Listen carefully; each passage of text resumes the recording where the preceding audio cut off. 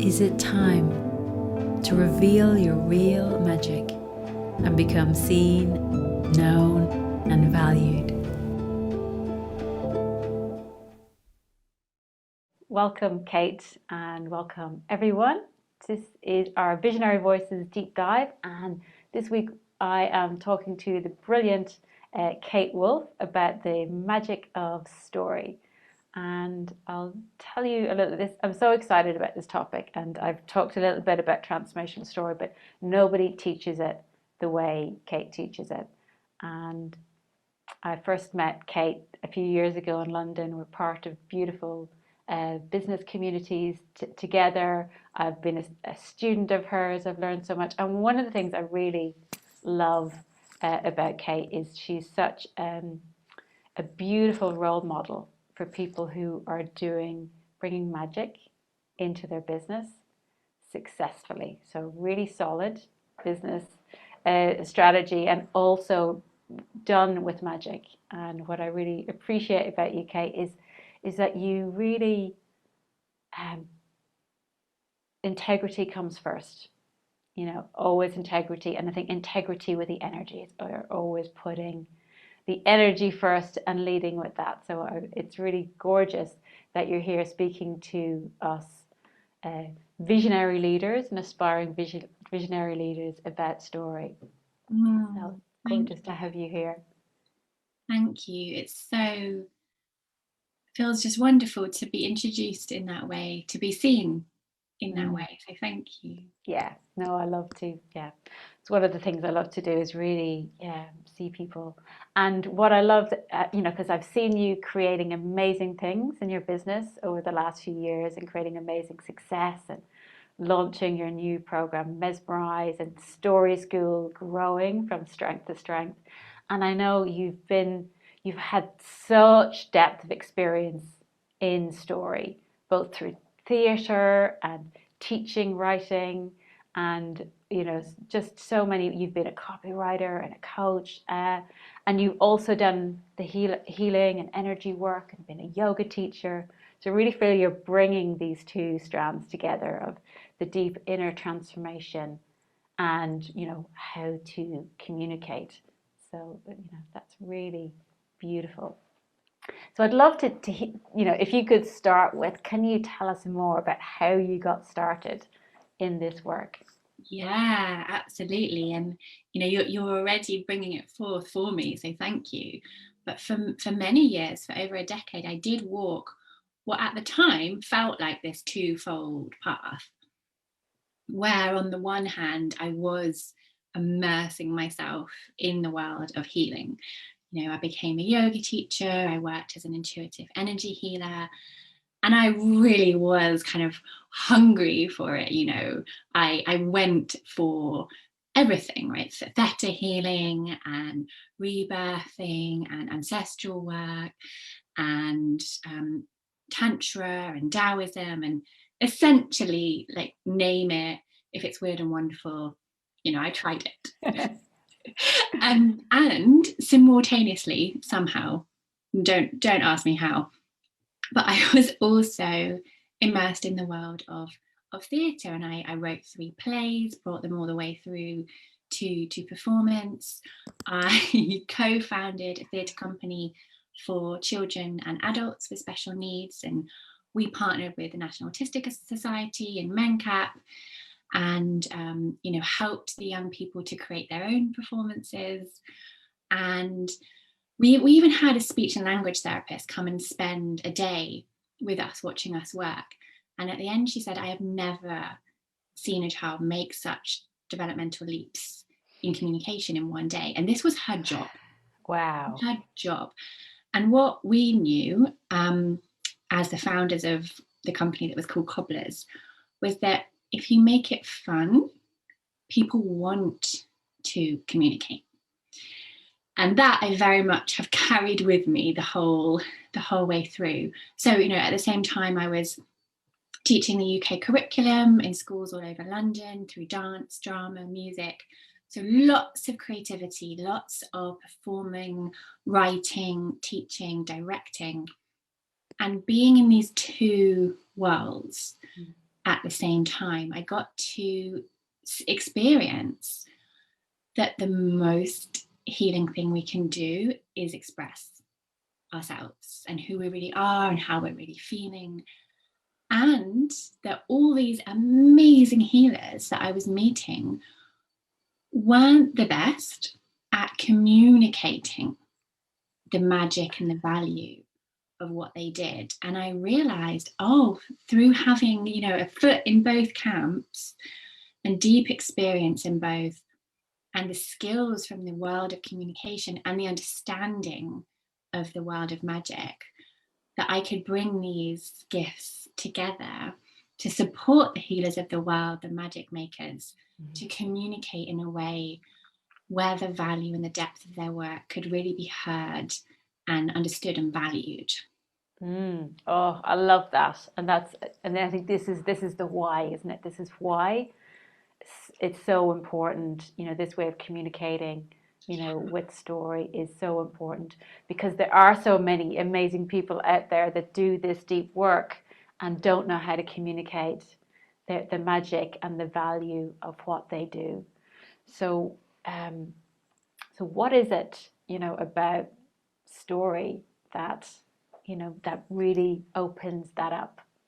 Yeah, such a good question. And so first I'll talk a little bit about the opposite, right? Yes. Because what I see a lot of the healers, the guides, the magic makers out there doing, and obviously these people are really intuitive, really deep feeling, and they have those gifts. And then they go to business coaches or marketing teachers who are not in that world, and for whom those abilities are strange and foreign. And then they try to use these very old paradigm ways of explaining and proving and convincing, which are just simply a mismatch for those gifts. So let's say I wanted to sell some widget. Sure, yeah, I could use like SEO and advertising and just target the people that I know want that thing. Yes. But it's not the same when the work you're doing is deep and vast and works on multiple levels, right? We can't. I was literally just working with a client who was sort of fixated on this idea that she had to communicate the problem that she solves. Yes. And what we were working through, and she was beginning to understand, was that is just one way to market and position yourself. And her problem, if you like, it's not really a problem, but the way she was thinking of it was as a problem, was that she didn't know what problem she solved because she could solve any problem. Yes. And that is very common with healers. If you have healing tools and natural healing gifts, put someone in front of you, you can help them. But that doesn't sell, right? Just saying, I can help anyone. Yeah. We do need to be clearer. Yeah. But the old paradigm way is to look at the problem that you solve. Yeah. And there are other ways to position yourself to be understood. And my favorite way is through sharing your unique perspective and your unique point of view. So for this client, what we revealed was her unique point of view was that it's all connected and there is no such thing as a business problem. It's personal problems that create business problems. So she can now go forward and take that stand as someone who is going to help her clients, who are business owners in their own right, stop looking in the wrong direction for the wrong problem and trying to solve the wrong problem. Yes. And go inside. Right? Yes. Because she knows, as I'm sure we all do in this group, that when you shift the internal, the external shifts. Yeah. So this opens up a whole new way for her to speak about her work in the world. And this is the power of story, because she can use stories to communicate that perspective. And so when you start using stories from your life, you are communicating your deep lived experience, which tends to be, as it works, we tend to attract people who are going through like things similar, not necessarily the same, but like similar themes or similar energetic patterns to what we ourselves went through. Yes. So when through story we can communicate that we've been there. Yes. And we really, really get it. And whether we've been on the floor too with depression, or we've realized that heartbreak physically hurts too, and why does no one talk about that? And when we communicate that, those people who are in those places who need support get to see us as a potential guide. Yes. Because we know the terrain, and we've formed tools to help them. Beautiful. So there's that like emotional connecting piece that story can do. There's that I've been where you are, kind of empathic piece that story can do. Creates safety, doesn't it? Yeah, exactly, right? If you dare to reveal your pain, your hurt, also your joy. Yes. Right? Sometimes it almost feels as vulnerable and terrifying to admit the good stuff, the good moments, the joy, the success. So it works in both directions. And also through story, you can communicate your perspectives, your probably sort of, let's call them, high view perspectives on life, without sounding preachy or teachy or using coach speak. Yes. Oh, beautiful. I love this. And I know, I do think this is such a missed opportunity for so many of the transformational experts, the coaches, because, because we've done the deep work. When we tell these stories, when we, walk people through the transformation, and we kind of take that for granted because kind of think, well, I'm doing that all the time. I've been doing that for 25 years, and actually it's gold, isn't it? And I know that when I shifted into this approach, when I started using stories, I've had a good number of clients that have come, I read your stories and I need to work with you. And there was a direct link, and somebody, the day after I sent out a story said, this is why I need to work with you. And it really is such a reassurance for them to know what we've walked them through. And it's a reassurance for us because they're going to be a great fit. They're going to be perfect clients. Yes, exactly. When we're real, we attract really real ideal clients. Not, again, this kind of old paradigm way of marketing is like, what are the psychographics and what are the demographics and what kind of handbag do they buy? Whereas when your work is like so deep, my belief about this kind of work is that the clients you're attracting, that I call your real ideal clients, as opposed to some sort of avatar you worked up out in your head, they are in some way soul contracted to come into your life. And it's reciprocal. Like, they learn from you and you learn from them, and it's this beautiful cycle. That's gorgeous. I love that, and I really feel that. I'm getting shivers as I did some discovery calls in the last few days and taking on a few new clients, and there's definitely some where I can see that. Yes, it's like, oh, hello, nice to be on this journey with you. That's beautiful. And what I hear from a lot of these transformational experts is, oh, my work is so deep, I don't know how to communicate how the depth of what I do or the value of what I do. And I think this is the missing piece. We are together on that, aren't we? Yes. Totally.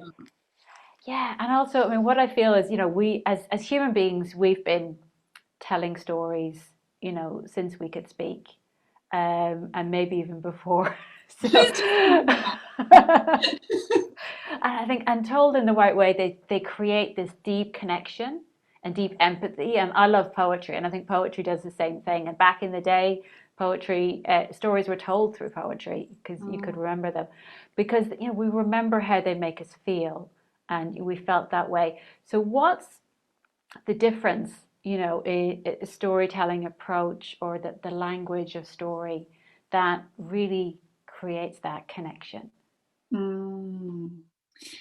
Yeah, and you've hit on it already, right? It's that kind of below the head, below the logical, the rational, into the world of feeling, which is sort of ironically perhaps beyond language.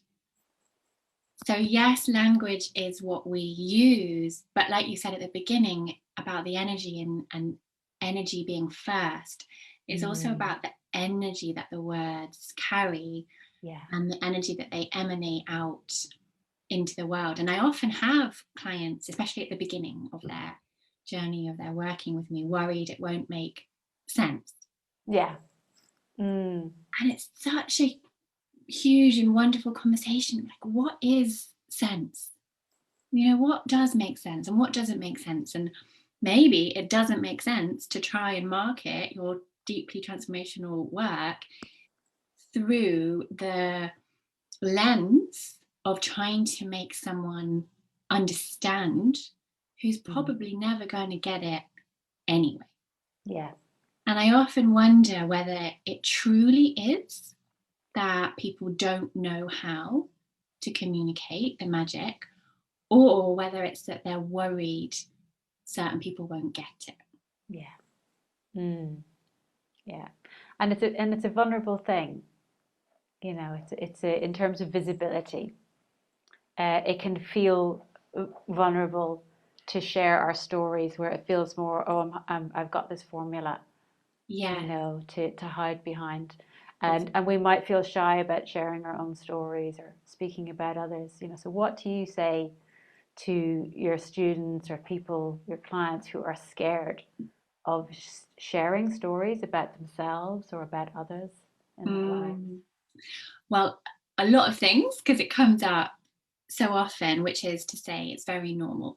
Right? Very normal. So if someone's feeling scared, completely normal, completely natural. And I know the work you did, you do, looks at it through that lens of the witch wound and all those huge and ancestral and past life reasons why you might be scared. And that comes into it a little bit in my work, but more for me, for my clients, it's more about this fear of, like, we look at what specifically is it that you're scared of being seen as. And then I get them to play with that thing. So if someone's scared of being seen as ridiculous, for example, we explore and we come up with things for them to do, like suddenly stopping in the street and doing a star jump and then carrying on. to give ourselves that physical experience of being the thing we're scared of being called out and not dying. Wow, I love that. What a great assignment. Yeah, your homework for this week is like, go pretend to be a chicken.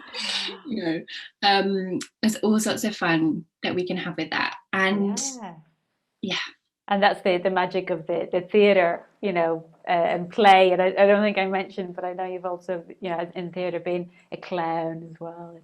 And really embraced that magic. Yeah, and the theatre clown, which is very different to the circus clown, the theatre clown is all about being so in the moment that you feel everything. So one moment you're weeping, you know, you're on the floor, and then the next moment something funny happens and you're just guffawing. And so really it's about the magic of the present moment and being so wide open that you, like, there isn't any space to worry about what someone might think about you. So Mm. theatre clown is some of the most deep healing work there is. Wow. Yeah. And it sounds like that, I talk about superpowers and visibility superpowers and presence, that being able to be present with everything as it comes is really the magic superpower that gives us that boost to be able to be free. So beautiful. So when people are scared, they're like, okay, let's face this fear straight on. Let's Yeah. turn towards it, playfully embrace it. And ultimately, it is about love. It's about self-love. It's about being able to embrace all those parts of ourselves, knowing we all have a ridiculous part and a stupid part and an angry part and an arrogant part and a selfish part and a greedy part. And when we can admit that, that there's nothing to be scared of being found out Yes. about us. Wow. That's so deep and so beautiful in such a beautiful way. It's just about embracing all of those parts. And when we own them, it doesn't matter what others say because we can just go, yeah. Yeah, that's right. I can sometimes be selfish. Power of doing it together as well. It's why this kind of work works better in a collective, because you get to see other people claiming those parts of themselves and receiving love for it, and that's so soothing to get to see that and go, oh, maybe it's okay, maybe all of who I am really is okay, maybe nothing about who I am is wrong. Yes. Beautiful. Yeah, beautiful. Yeah. Oh, love this. And I just want to check in, see if there's any more comments in the group. I know we have a few people here live with us, so I just might need to refresh. But I would love to hear from those that are here live with us. And I can see there's quite a few. If you've got any comments or questions on this, what's your experience about sharing the value of your work, and what's your comments about what Kate is saying to us here? And while we're waiting for them to come in, because it's a little bit of a delay, I remember years ago doing wanting to do a creative writing course, and I was still had a lot of visibility fears then, and I didn't even want to go to a class to learn it because I was so afraid of sharing my work with others. It was a huge thing. So I did it by distance learning. That was my first step, because I just had to send it off and just one person would give me feedback. But what do you say? Because it's a vulnerable thing to come along into a group where you're learning, to write in this way and share that. So what do you say to people who are terrified of sharing their stories, out into the world and sharing their writing? Yeah, it's such a great question and awareness you bring of like just how vulnerable this work can be. And the first thing I would want to say is that I really honor that. I really honor the fear. And yeah, it's all of the fear, any other emotions that are coming up around it are all like, they're all welcome. Let's welcome them all. And imagine for a moment that none of us did this, right? That we all just decided, no, it's too scary, I'm going to stay hiding, give me the duvet. Yeah. Like, I don't even want to spend too long imagining that. But if we turn and we look at what we're wanting for our world, and if you have children, what you're wanting for your children or other people's children's and the generations to come, and we do it together, right? And we know that every time one of us is brave enough to say what's true, or how we're really feeling, or what we really went through, and we know that that's a gift to everyone who's going to get to hear it, that's going to give them a little more courage, a little more sort of almost proof of, okay, well, she's doing it. And I mean, she's not literally getting like, pulled down. So maybe it's a little bit safer. Mm. And so, yeah, I would say if you're scared, but you have a sense that this is something you're supposed to be a part of, then see if you can put your focus on that and on this felt sense of us doing it together. Mm. And I would also say, if someone is quite literally terrified, maybe it's not yet time. Yeah. Maybe some other steps are first needed. Maybe some really good therapy. Maybe some really deep healing work with you. Like there might. I want to get my magic wand out now. Kate and I both happen to be on the same program where we got our magic wands out. So yeah, so we can do the magic healing with our words to magic the fear away, and it's so true. And I had a client last night who was kind of saying, actually, she was saying, you go deeper than my therapist. She was basically telling me you're better than my therapist, and I'm your coach. But yeah, so yeah, I'm not surprised. Mm. And so and what might be right for one person might be wrong for another, and that's the beauty of it, right? And that's almost part of this, is everyone has a part to play at this healing time on earth, and your part to play might be listening. It might be creating that really safe, intimate, therapeutic space and listening to other people share what they need to share. And it might be that your part is to be standing on the stage in the spotlight speaking to thousands. Yes. And I get a lot of clients sharing that vision with me. Mm-hmm.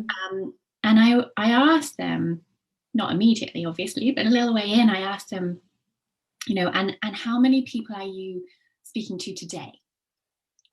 Because it's one thing to have this huge vision of yourself speaking on stages and like moving the audience with your words.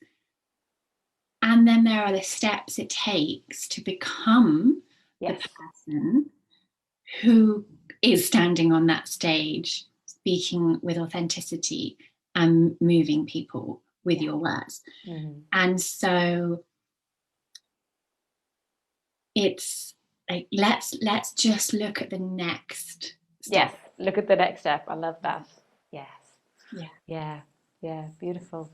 There's some gorgeous comments came in that I'd love to share with you when you're talking about. So Caroline is saying, maybe nothing of who I am is love, is wrong. Love this. But she's also sharing with us, my biggest worry is to be weird, spiritual in a purple dress. Would love to play with that. Any suggestions? I love that. Yes. Well, do you have a purple dress? Can you find a purple dress, or at least some fabric, and maybe beginning by just wearing it in your bedroom and putting some music on and letting yourself. I've got a playlist of sorceress music I'm happy to share with Rionach if you like. Oh, I love that. Yeah. Experiment with how that feels. And I also have, if it's all right with Rionach to share, I have a guide called Moving Through the Fear. Yes. And it's great. I've shared that before, but it would be lovely to share it again. Yeah. Great. Because I speak to this exact thing of, being scared of being called weird, because, talking about story, that did actually happen to me. The very first video I put out on Facebook, and it was pre-days of Facebook Live, so I recorded it. I was really nervous all day, uploaded it, hit post. Saw a comment had come in. And of course, the internet took that moment to falter, and I was sat looking at that whirring circle of doom and up in my head, making up the bad kind of stories. And then suddenly this comment appeared from a stranger on Facebook, and it said, "I'm sure you're full of good intentions, but you come across as a bit weird." Ooh. Yeah. Yeah. Ooh. In that moment. Ooh. In that moment, so ooh, that I got back in bed. Back in bed, under the covers, phone like stuck in my hand, like a weird frozen thing, but outside of the covers, not welcome in the same place in my warm bed. And I had a conversation with myself, and there was one voice, and it said, "See, it's not safe. See, like this is proof, this is evidence. You should quit this self-employment thing. Just go and get a job where you can fit in, toe the line, get down." Like really strongly believing that. And luckily, there was this other voice, and at that time it was much quieter, and it said, "This is exactly why you need to keep going." Because we are not taught to see another woman showing up and shining and go over and lend her our wings and celebrate her wins, right, as our own. Yes, thank you. Everyone. Yeah, and instead we're taught as women to compete and tear each other down. And this voice said, "You're here to play your part in changing that. Get up." Ooh, I got all the shivers. Yeah. And that's this thing I see all the time, is the thing we would use as the reason not to is the reason to. Yeah. Beautiful. It's the thing we want to change. Yeah. Gorgeous. I love that. And I'm totally with you on that vision of changing the culture between women and in everything I do, that's like, yes, we are definitely, the witches are returning. Big time. And when we collaborate and support each other, like we're doing today, it's like, wow, how much fun is this? This is great. It's gorgeous.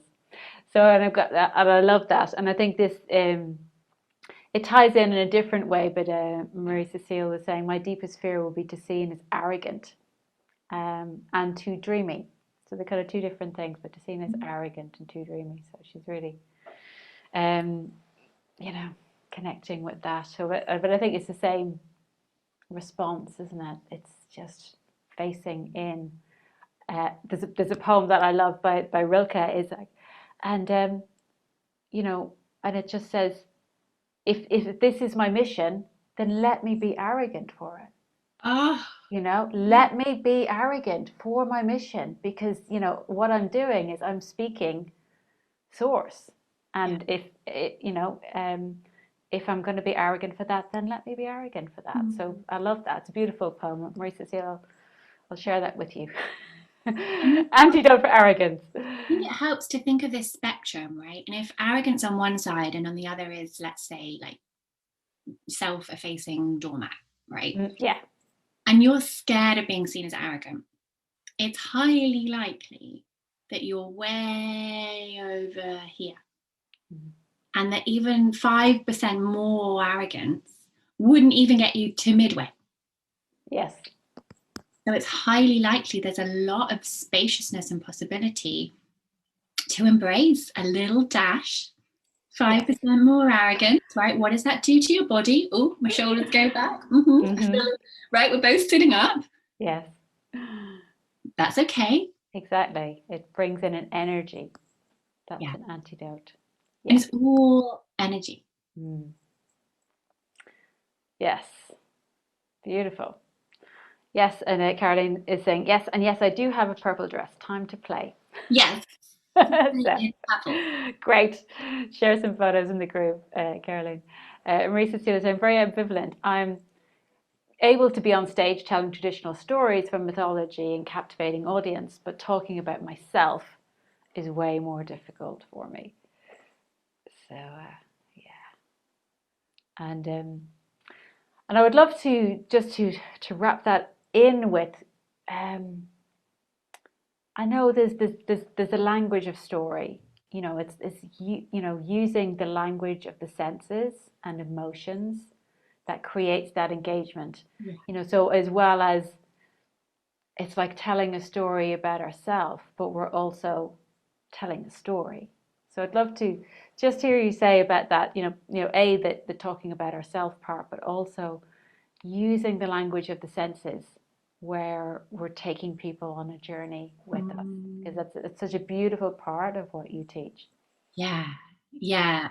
It's one of my favorite parts to teach because it really does transform storytelling from talking about something where your audience and you are on the outside of it to bringing them into the world of your story, because we experience the world through our senses and through our emotions.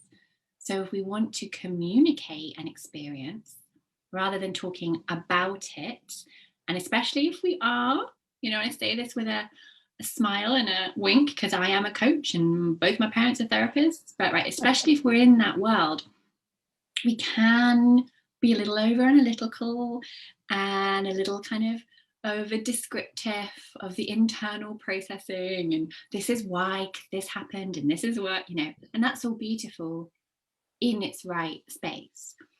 But when we're telling a story, we want the audience to arrive at those realizations for themselves. So we need to take them on the journey in the way we went on the journey of living them. And that's how we got the learnings, right? So we use the language of senses and the emotions. So for example, we might talk about what we were seeing. We might use visually descriptive language like my bright yellow bicycle. Right? You can see it now. My bicycle. Not sure. My bright yellow bicycle. Yes.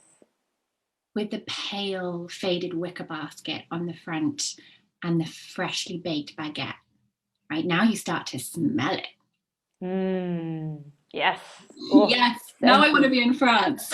Riding a bright yellow bicycle with a freshly baked baguette.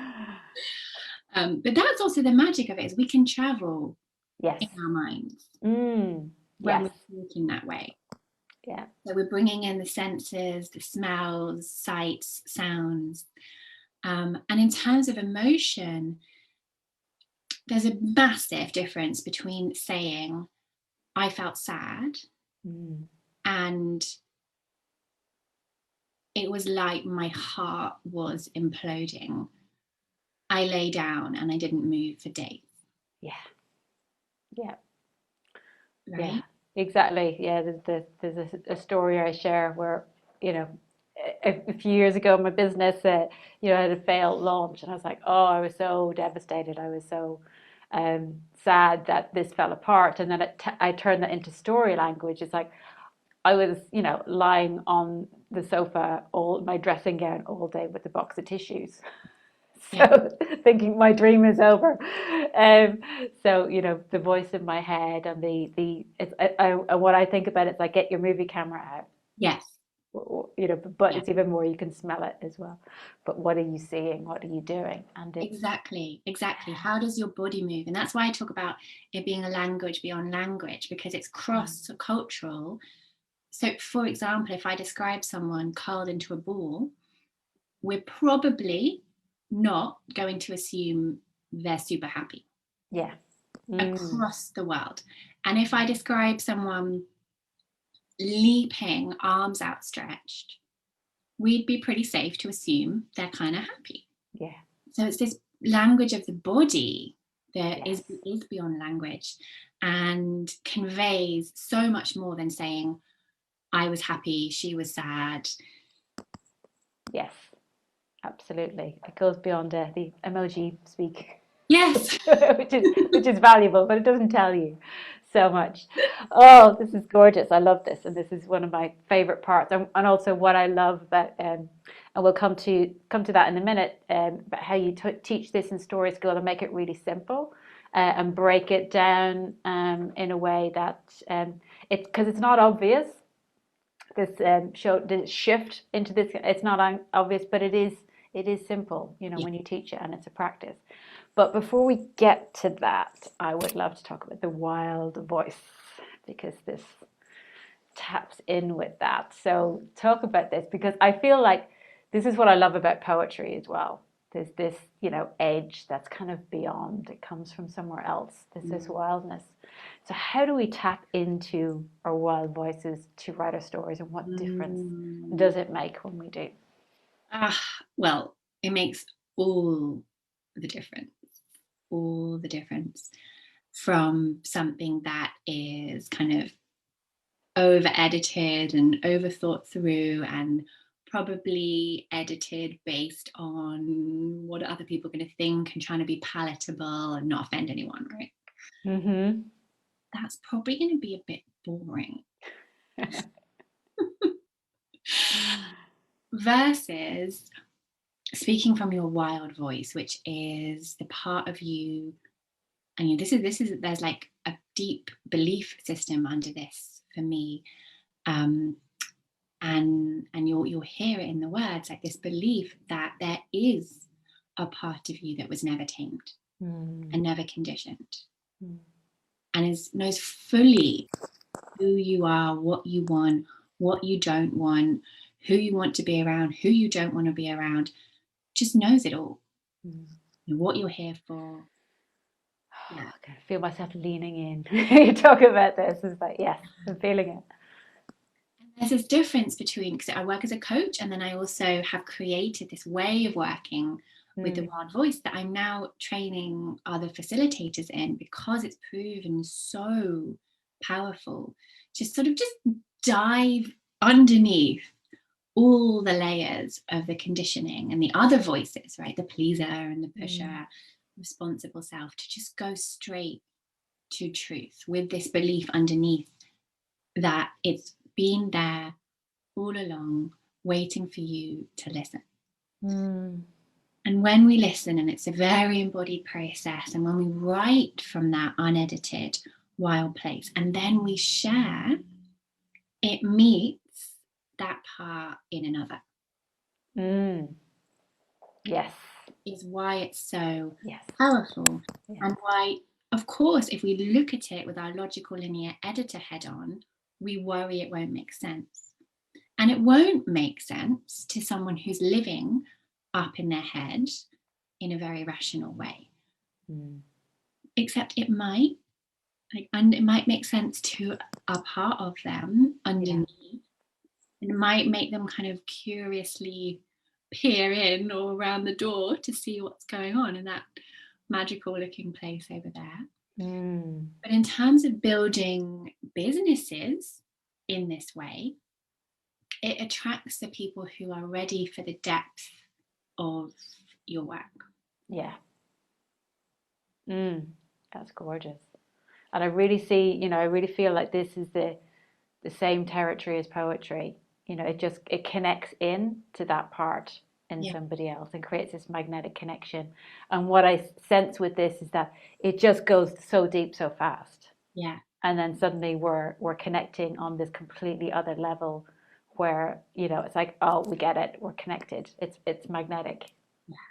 There's a really revealing quote from Freud, Sigmund Freud, who said, "Everywhere I go, I find a poet has been there before." Yes. Yes, I love that quote. Yeah, so true.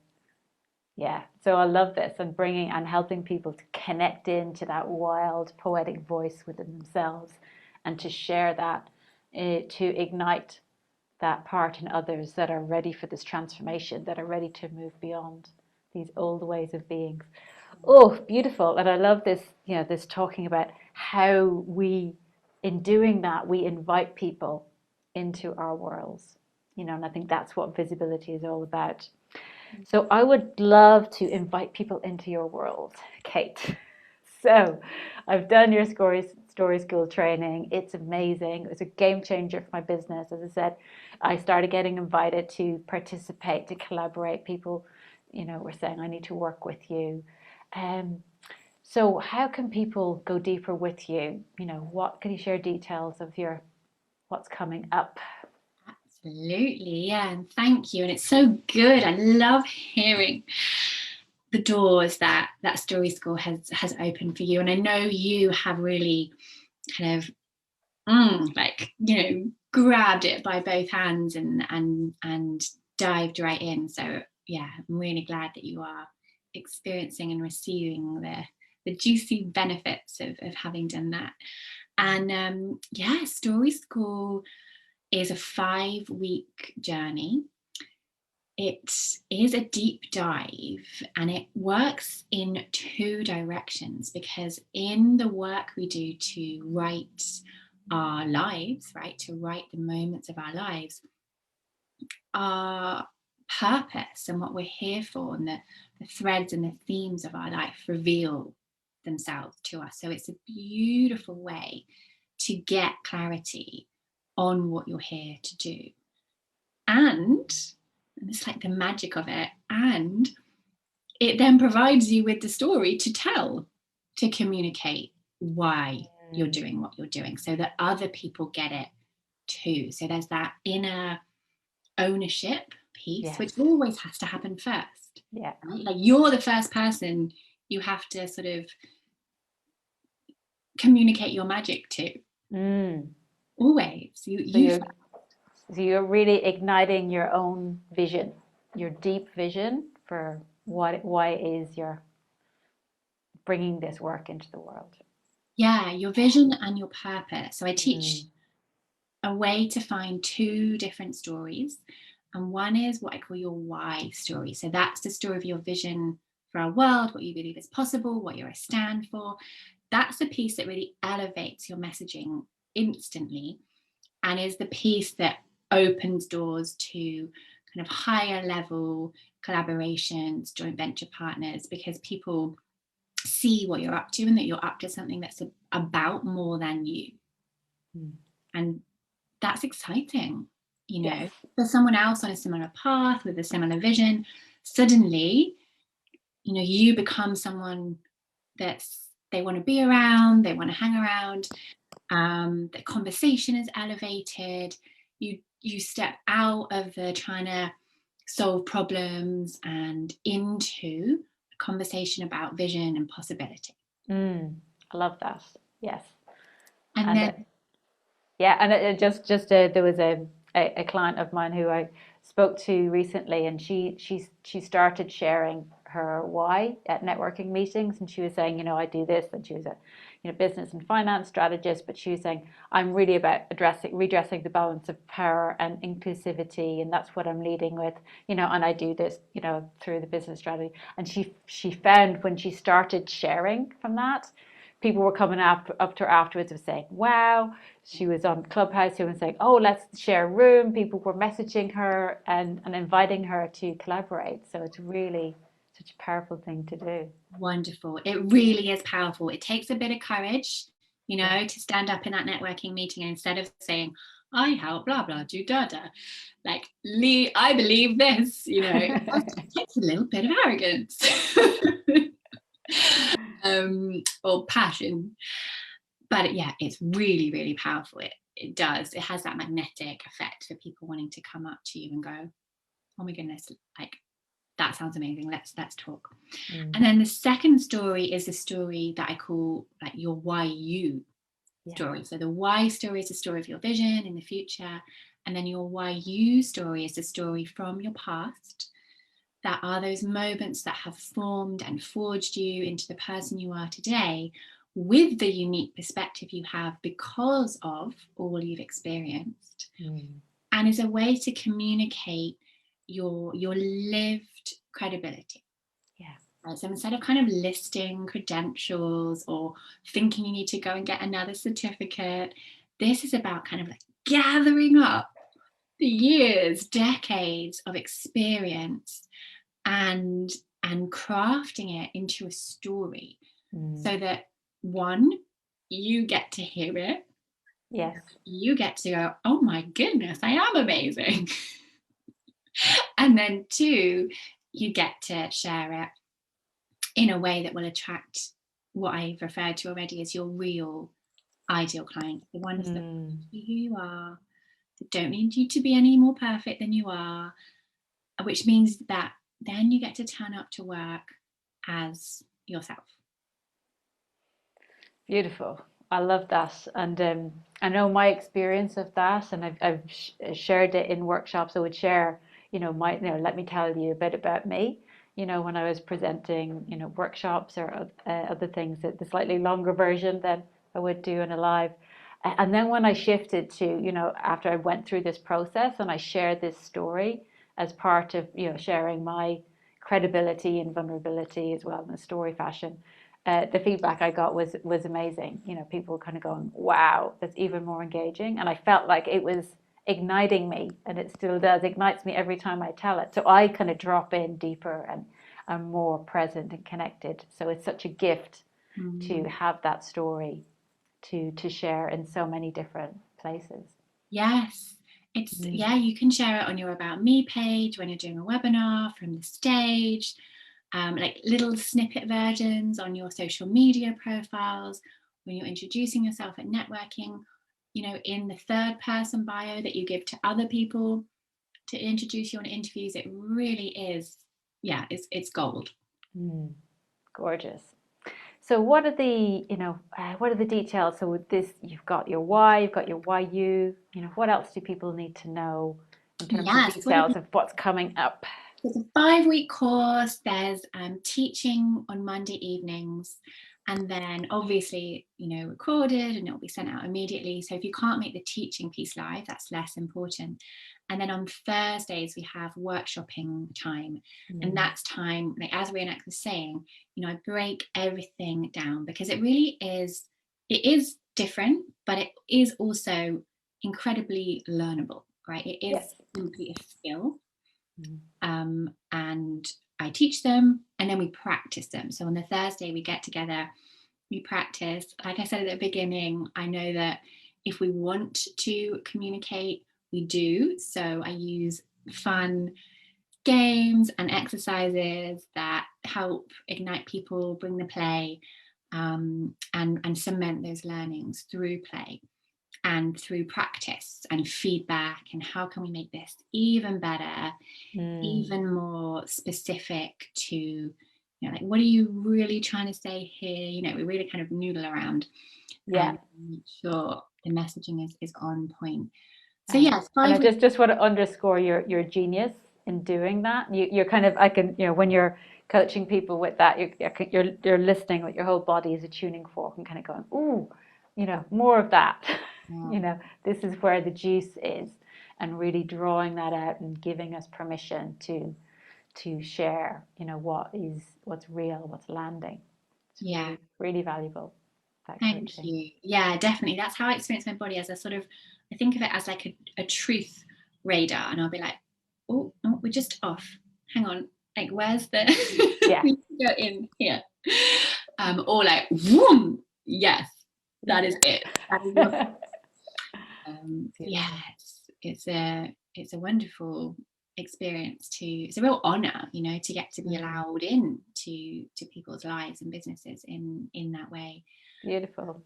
So for anyone who's interested and wants to, take the next step, I've just shared the link in the chat there. But what's the next step? So when is this starting soon? Yes, so it's starting. Oh my goodness me! I think it's Friday. So we start with an opening circle to get to know each other, to meet our wild voices, to start that kind of dropping into the space magic. And if there is a Friday the 7th of June, then it's Friday the 7th of June. There is. It's the first Friday in June. And then we have these 5 weeks of training and workshopping. And then the final Friday, we have what I call a story show. So we have the magic of a deadline. Yes. So even if it's the night before, the story gets written, right? We all know the magic of a deadline and sort of that necessary limitation on creativity that actually creates. And currently, Story School is $895. That is until next Tuesday at 6 p.m. and then it goes to the full price of $995. I just opened the doors last night, so it's very kind of early days, just beginning of the launch. And the first 5 to join, and last I checked, there are 3 spaces of that 5, get to come to a small intimate group coaching session with me on crafting your next level offer. Ooh. Yeah, right, juicy. Ooh, yeah. What I know happens through the journey of Story School is people get much more clear on what their real gifts are. So then there's the question of, this is amazing, I have this story, I can talk about what I do. Now what am I offering? Right?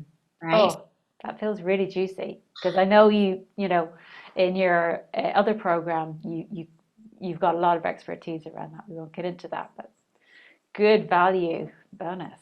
Yeah. Yeah, really great bonus. And so there's, I believe, I haven't checked, obviously I've been here Yes. for a couple of hours before that, but I believe there are 3 more spaces before Yes. So that. jump in quick if you want to get your next level offer. Yes. Um, And then the other kind of timing piece mhm. is if someone joins, if you want to join before Friday, Yeah. I'm going to put everyone in a raffle, and one person will win a ticket to a day-long event with the woman that both Rionach and I work with as a stylist. Yes. Oh, yes. Because our messaging is so resonant, right? Mine is all about, how do you show up as yourself in your words and your work? And hers is, Helen Reynolds, is how do you show up as yourself in what you choose to adorn yourself with? Yeah. And can you imagine if Rionach and I both had thought, gosh, okay, well, I got to appear professional now, so I better put on a navy suit. It could look actually ridiculous. So yeah, Helen's work is so complementary, especially if you're someone who wants, needs to show up, to share your message, then having clothes that help you feel like you, such a vital part of that. So yeah, I'm going to put everyone in a raffle who joins before Friday. One lucky person will get to go to this day-long event with Helen on finding Oh, wow. style. I've been through that process with Helen, and I actually won it as a prize in Ah, somebody else's launch. It's amazing. It's amazing. It's changed my life. And quite a few of what I'm wearing today and what I'm moving into, came from that work with her. And I really feel like, oh, this is so much more me, and showing up with a lot more confidence in my weekly life. So what an amazing bonus. Beautiful. So, okay, so get some lovely comments here as well. So, yes, Sheila's saying, thank you, sounds wonderful. I've done some of these story and marketing writings and I know how powerful they are. And I do not feel like I finished them. Beautiful. So, anything else to say before we wrap up? And that's this Friday, which is the 21st of May, for anyone watching the replay. yes, definitely. So yeah, just to say, if you have any questions, if you want to ask me any questions about Story School, please feel free to email me. So that's kw@katewolf.global. Yeah, so katewolf.global. And I know you're people who are in the group, you are a member of the group, so they might also tag you in the comments as well. Yes. But I'll be sharing this in other places for anyone who's not watching this in our Facebook group, the Disability for Visionary Leaders. So it's kw@katewolf.global. Yeah, and that reminds me of, we talked about the Move Through Fear guide. So that can be found on my website, which is katewolf.global/move-through-fear. Beautiful. It's a really powerful guide, and there is actually a mini sort of meditation experience of that process I talked about, of turning towards and embracing the very thing that we're scared of being seen as. Beautiful. Yes. I'll share the link to that as well. I don't have it to hand, but I will share that in the comments. Gorgeous. Oh, thank you so much, Kate. This has been such a rich conversation. We thought we would only, maybe half an hour, maybe 45 minutes. We've gone for a full hour and I've loved every minute of it. So thank you everyone for watching. This has been absolutely amazing. You've got the links if you want to do more, get your story magic. And thank you so much, Kate. I really feel that your mission and what you're bringing to the world is so needed. And there's so many people struggling with this. And I'm so glad that you've brought this magic work into the world and done all the inner and outer work that you needed to do to get your offerings out there and solid, because you're changing lives. Thank you, Rionach, and thank you for your magic of seeing people. It feels very wonderful being in that way. Yeah, beautiful. Okay, take care, everyone. See you soon.